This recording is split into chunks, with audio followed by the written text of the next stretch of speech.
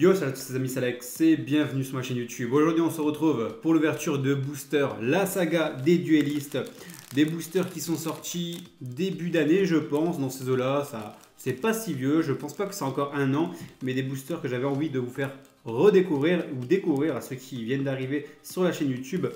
Donc c'est une excellente série, on a 100 cartes dans cette série, on va regarder si je dis pas de bêtises, mais ça doit être ça. On a 5 cartes par booster, l'extension complète est composée de 100 cartes utilisant la toute nouvelle technologie ultra rare. J'ai pris une display entière, une display c'est 5 boîtes, dans chaque boîte vous avez 3 boosters, dans chaque booster vous avez 5 cartes. Donc en gros dans chaque boîte vous avez 15 cartes, une boîte en moyenne c'est 12-13 € dans ces eaux-là. Donc on va arrêter de parler, j'ai pris une petite display, on va s'ouvrir ça tranquillou. Donc là j'ai pris combien de boosters? J'ai pris à chaque fois un booster avec une illustration différente pour voir un petit peu dans quel booster on aura plus de chance. Je sais pas si ça joue, mais en tout cas c'est fun. Allez, on commence avec le premier booster. Ils sont juste magnifiques, en tout cas ces boosters. Édition française, ouais, première édition. C'est des petits boosters que j'ai pu choper sur le site de Yugi Bazaar. Ils en ont encore un petit peu en stock s'il y en a qui sont intéressés. Et on est parti directement avec la première carte. Et on commence plutôt pas mal avec le Néo de loyauté, héros élémentaire. On a du héros élémentaire aussi. On a vraiment de tout dans ces boosters.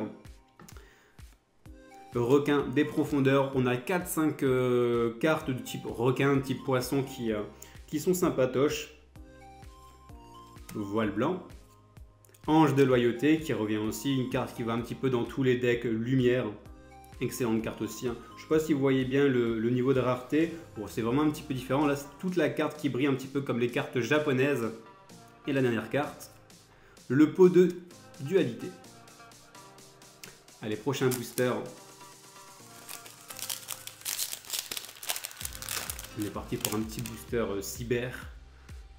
Le dragon de campagne de Dame Harpie. On a même du renfort pour les Dames Harpie dans ces boosters. Vœu de convergence. Un requin à double nageoire, c'est une des premières cartes. Ouais. Donc la série c'est DUSA si vous voulez aller voir les 100 cartes. De la carte numéro 1, je pense jusqu'à la carte numéro 5, c'est que des cartes de type poisson, requin, dans ces délires-là. Un cyber dragon, magnifique hein, pour les gens qui jouent des petits decks cyber. C'est vrai que c'est beaucoup plus beau qu'une simple carte commune. Après, c'est uniquement pour l'esthétique. Et héros vivant qui tombe à la fin. On passe au booster. Dragon blanc, forcément on aura un truc, c'est obligé, vous allez voir. Alors. Contrat avec Don Mille. Fritonnerre. Brasier cosmique, à la base, on a un booster dragon blanc, il faut qu'on tombe sur un brasier cosmique. Logique. Grenouille d'arbre, c'est vrai, une petite carte grenouille aussi qui est insérée dedans. Et derrière... Canon Infernité. Bon, je dis rien, c'est pas le meilleur booster. Allez, suivant. On a aussi trois cartes assez hauts. J'espère en tomber une dans cette petite ouverture aujourd'hui. Le sceptre de souffle du chaos. Synchro Nécroi. Appel synchro. Il n'est pas ouf le booster pour le moment. Contrôle cérébral, très vieille carte. Et derrière, j'ai eu que des magies des pièges dans ce booster là. Une Xyz. Castel, le mousquetaire. Ça, c'est une très bonne carte Xyz. Très bonne carte. Petit Castel, on met le côté. On passe au booster Yogi. On verra s'il est mieux que le booster Dragon Blanc. Alors, le requin sabre. La numéro 4.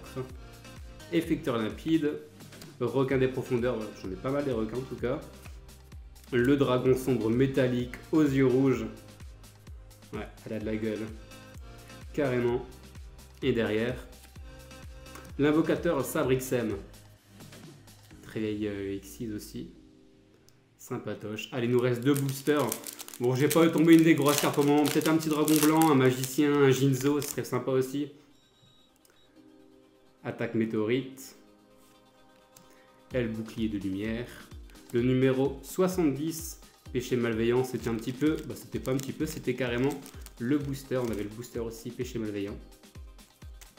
Et derrière, fusion du futur. On a énormément de magie et de pièges pour le moment. Une petite bête gladiateur. On a aussi des bêtes gladiateurs dans cette série. Vraiment, c'est une série où on a de tout. Les collectionneurs, c'est un régal, même pour les joueurs, on a quand même de bonnes cartes. Et les cartes là commencent à coter parce que sur différents sites, ça commence à devenir plutôt rare. Et les prix commencent à monter au fur et à mesure, ce qui est logique. Encore un requin des profondeurs, limite j'en ai eu un dans chaque booster. Poussière, 2 diamants.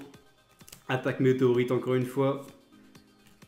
Héros masqué, je sais qu'il y a énormément de gens qui adorent les cartes héros masqués. On en fait tomber une, on n'en a pas énormément, mais bon, c'est une bonne carte. Loi des ténèbres, petite carte fusion.